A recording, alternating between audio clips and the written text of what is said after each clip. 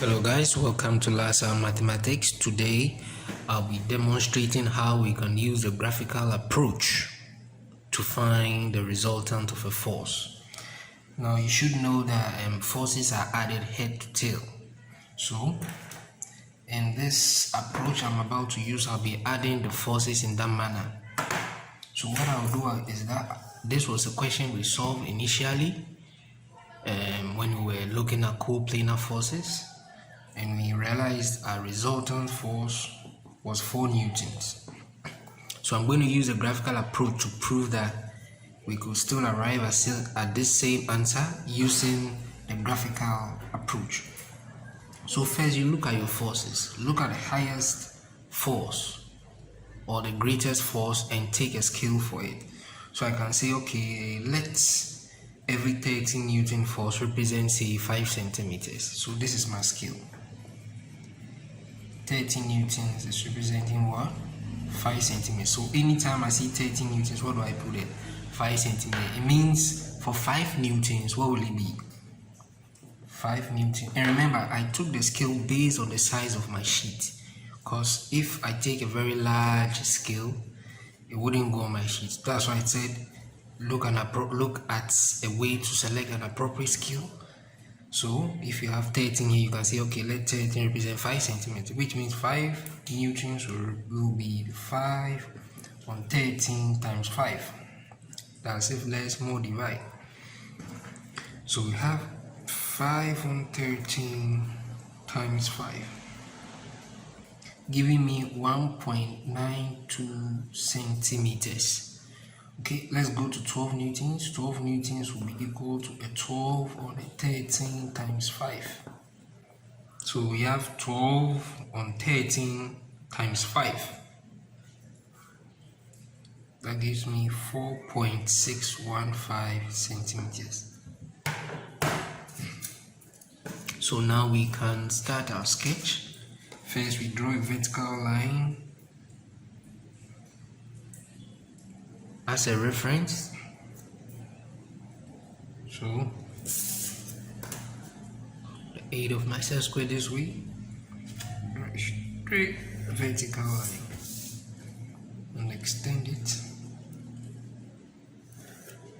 Now let's take our first force. Now no matter the direction the order in which you take the forces, you still arrive at the same answer. So I'm taking this force first. So I'm having what?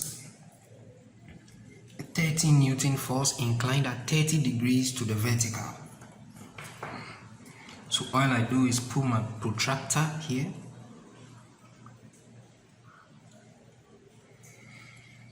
This would be my 30. This is my 10.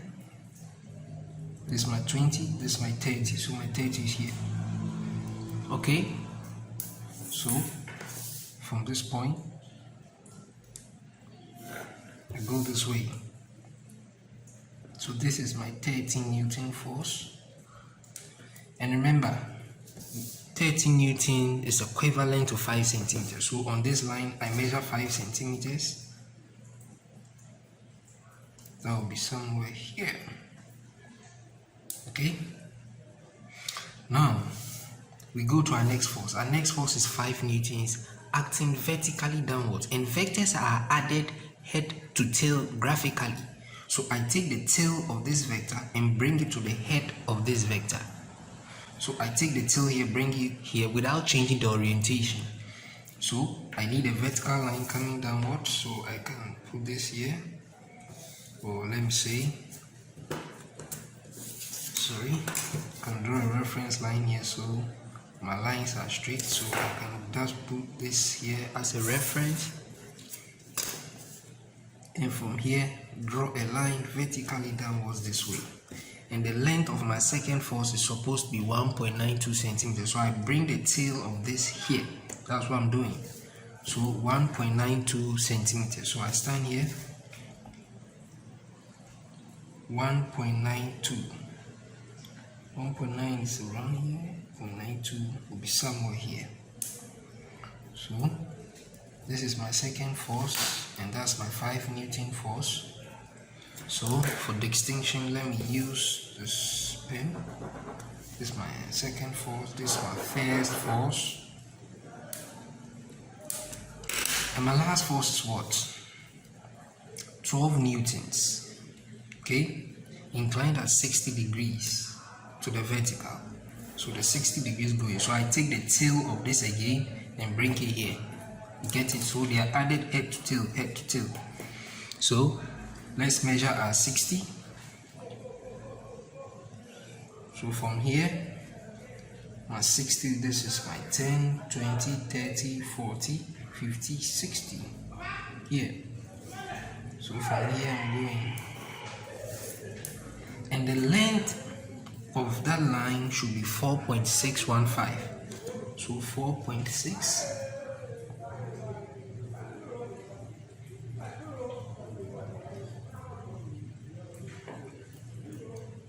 Here. Okay. So here. So I use my pen again. Okay. So this is the 60 degrees we measured this. So we just add them without changing the orientation. So it goes this way. Okay.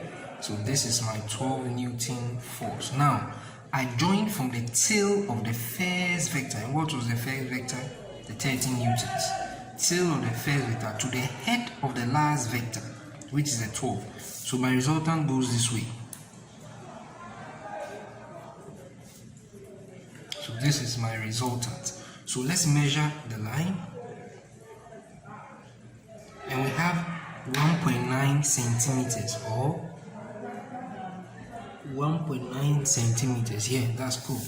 So my resultant is 1.9 centimeters. But remember, the lengths are proportional to forces. We said let every 13 Newton force be equivalent to 5 centimeters. So if I have a 1.9 centimeters, what force does it give me? It will be a 1.9 on 5 times what? 13. So we have 1.9 on 5 times 13. And this gives me 4.94 newtons. Remember, it's a graphical approach, so there will be changes a bit in your answer. So chopping this off, we can see our resultant is 4 newtons. It wouldn't be very accurate, but it's close. 4 Newton force. So this is how we analyze forces graphically to find the resultant. Okay, so meet me in my next video. Subscribe. I'll be going on to my next course, that's dynamics of solid mechanics. So we'll be looking at motion on an inclined plane. We'll be looking at Newton's equations of motions. We'll be looking at frictional forces. Join me. So we do a lot. Okay, so subscribe and let's get going.